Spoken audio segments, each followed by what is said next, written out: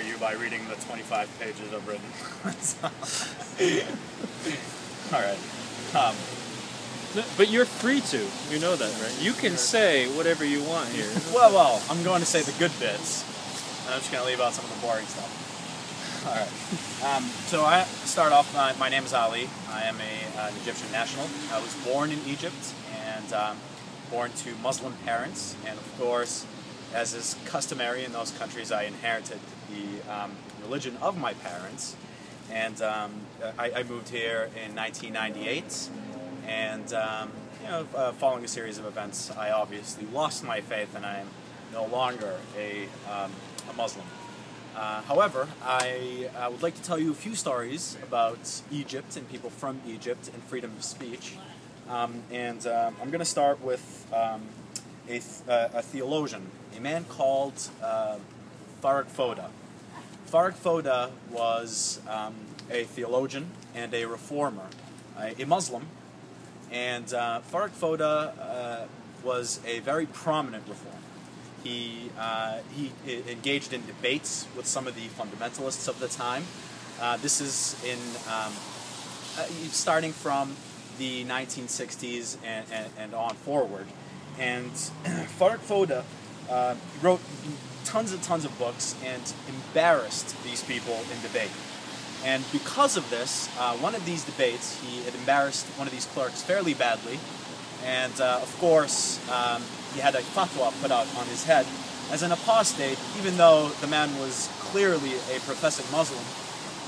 And because of this fatwa, Farag Foda was gunned down in Cairo in a car while he was with his son. And thankfully his son survived. However, Farag Foda was not so lucky.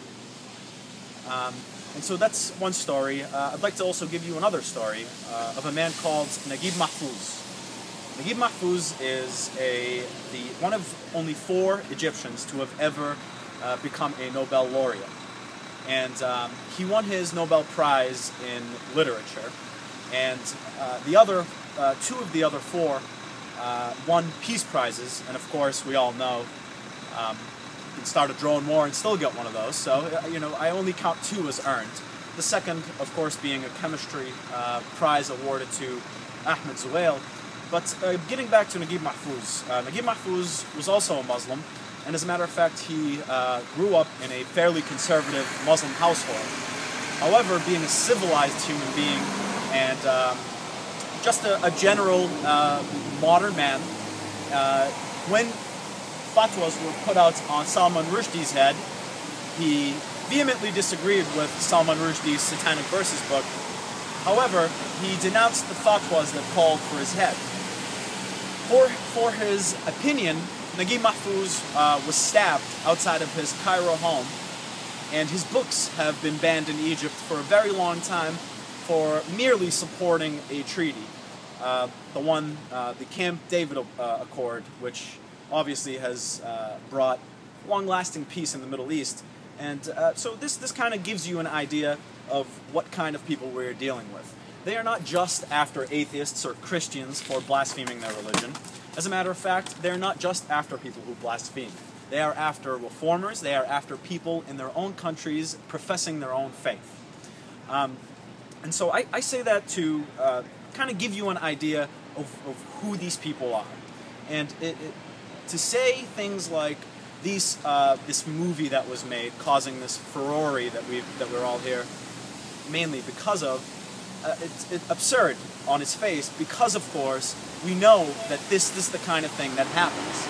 As recently as 2006, a man named Nas Hamid Abu Zaid, who is also a theologian and a reformer, had been forcibly divorced from his wife and kicked out of Egypt, exiled out of the country, because of simple statements of disagreement with the orthodoxy of Islamic extremism.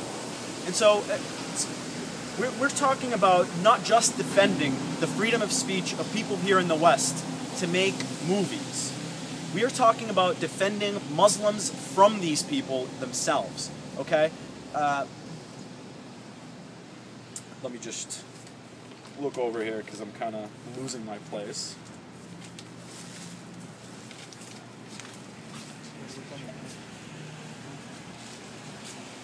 Right. And so I want to remind people of a few things that maybe have been lost in the process of what's been going on lately, with all the violence and all the denunciations of a film, rather than the denunciations of the horrible violence that has ensued.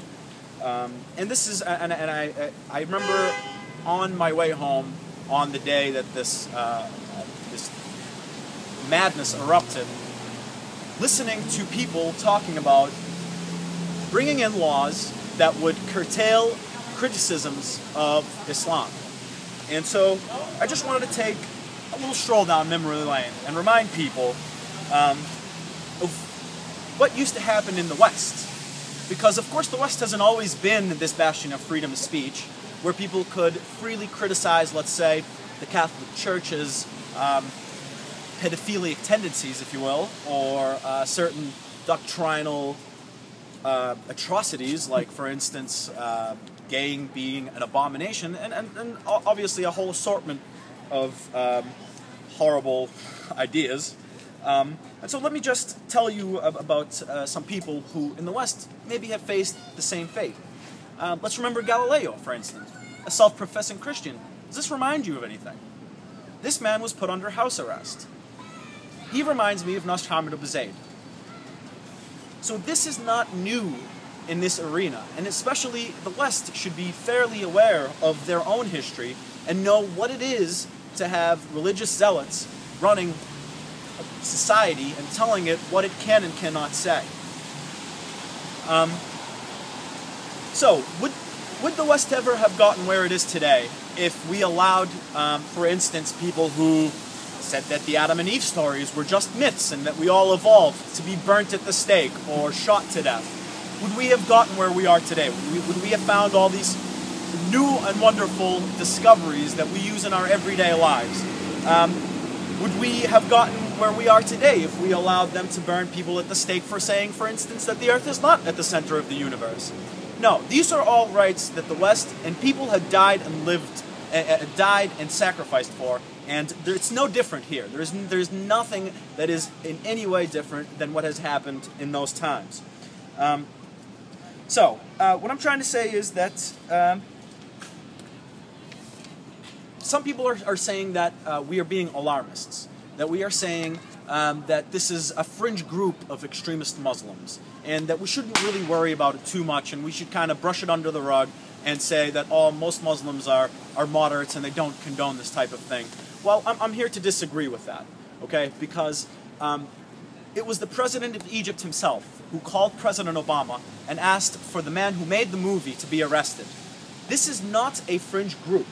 This is an overwhelming majority of the Middle East who agree with at least the arrest of this man, if not worse. And if I had to guess, I would say they mostly agree with his death. And I'm in contact with many moderate Muslims who may not want to do it themselves, but are in complete agreement with it happening on somebody else's watch.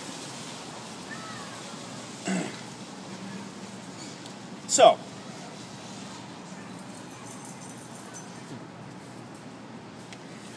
I'm also here to tell you about another story.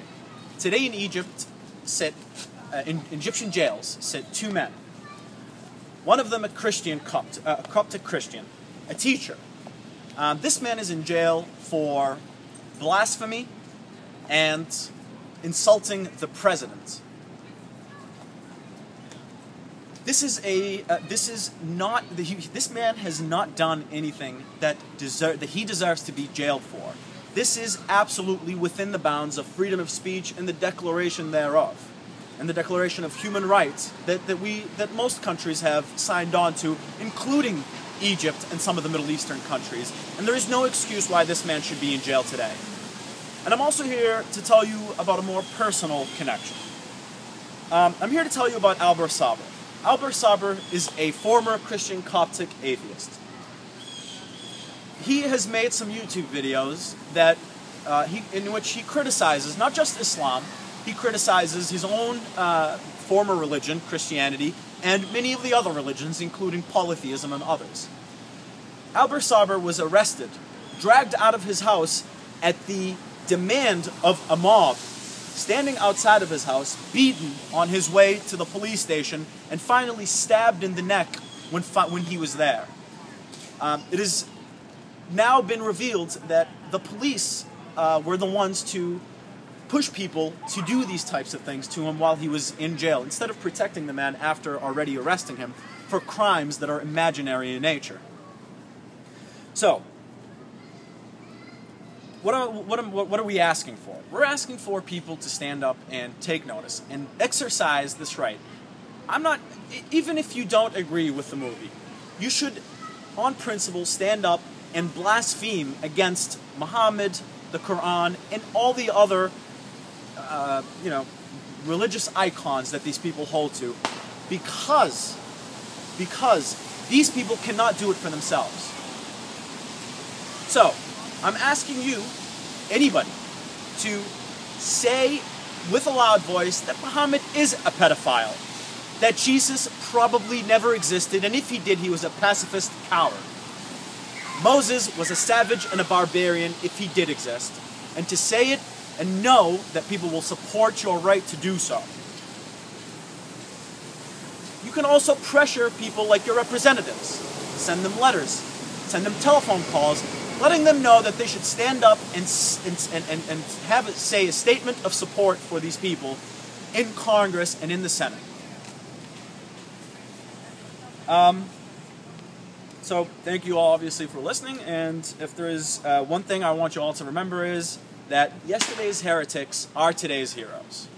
And there's no doubt about that.